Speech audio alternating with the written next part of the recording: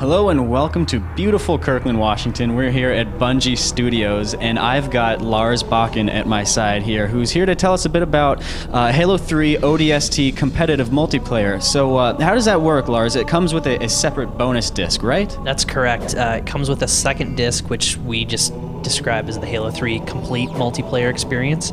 And what that has is every single map that's ever been released for Halo 3, so all 21 maps, and then we have 3 brand new ones, so the total is 24, and those 3 new maps are Heretic, Longshore, and Citadel.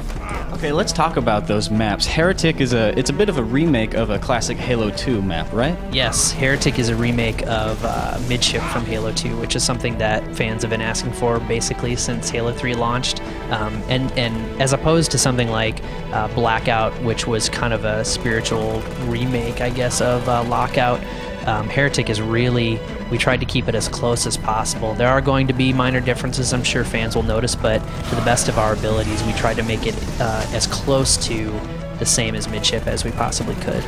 Do you expect for this to be a similar type of experience as Halo 2, or do all the new game modes for Halo 3 add like a whole new layer to it? They definitely add a new layer. I mean, I think the game has changed. I wouldn't say significantly, but there's been a lot of things that were added between Halo 2 and Halo 3, like equipment, for example. So Heretic has equipment where Midship never would have had something like that. So that does change things up. So, those kinds of changes actually make Heretic play differently than Midship ever did. So let's talk about some of those new maps now. Citadel, you were saying that the fans were clamoring for this arena-style, small, symmetrical map. Can you tell us what the fans are asking for and what you delivered with Citadel? Sure. I think really when we looked at our full roster of maps, we realized that there were something that the fans wanted, and something that we realized internally was that there weren't a lot of these really small maps. Something like Guardian, for example, which is still easily our probably most played map in Halo 3, and they wanted, the professional gamers, but everyone, the community was clamoring for a new kind of small symmetric map. And so, we're delivering Heretic, which is awesome, but then Citadel is a brand new experience, and we took inspiration from the Halo 3 campaign, and it's actually Forerunner architecture, and we made it into this rotationally symmetrical small map, which actually plays really cool. What sort of game modes benefit the most from this type of map? Absolutely Team Slayer, but multi-flag is really fun as well, because each team kind of has this really cool base on their side of the map, but it's open and there are multiple routes in. It just plays really well for that game type as well. I noticed while I was playing there's no real fancy bells or whistles to it. It's a pretty straightforward map. How does that affect the gameplay? I think it basically is a stripped down, real nuts and bolts multiplayer Slayer map. There's nothing fancy going on in that map. It is just geometry, weapons, really cool jumps. There's a lot of really neat ways to get around the environment, and that was all built in on purpose to make sure there were ways for normal people to go, and then like the pro guys who really like to do crazy jumps, there's a lot of that in there for them as well. So now on the complete opposite side of that is Longshore, which is a much larger asymmetrical map. Definitely favors the sort of like one flag CTF scenarios. Can you tell us about Longshore? Sure. Longshore is, once again, when we looked at our entire roster of maps, we realized one thing we were missing is something on the scale of, or rather, something in the same vein of High Ground or Last Resort, which was the remake of Zanzibar. And we wanted to make something even bigger than that.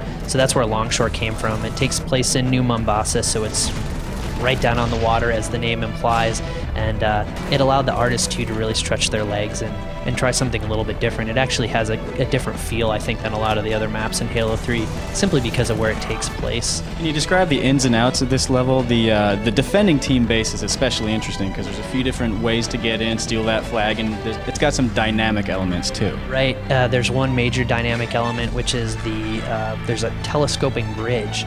So the map is divided into basically, I would say, 3 parts. There's the defender side, which is this tall building.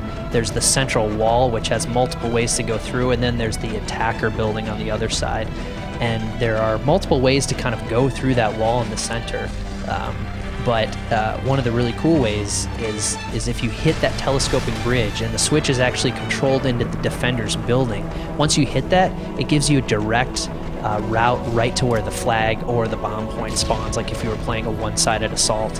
And that's really cool. So you want to defend as well as you can that switch point, and once that's hit, there's another route for the attackers to come in. So it really kind of changes the dynamic once that happens for the defenders. Is this a big enough map for vehicles to be on there? Yeah, actually, we have ghosts on there by default, and if you wanted to, you could, drive a Warthog around. We don't have those in there by default, but I believe you can forge it up and put those in there. There may be some other vehicles in there too, but the ghosts, the size and the routes really work well for the ghosts. So it looks good, Lars. When should we expect to see ODST in stores? So ODST drops September 22nd. Thank you very much, Lars. There you go, Halo 3 ODST. Stay tuned for more.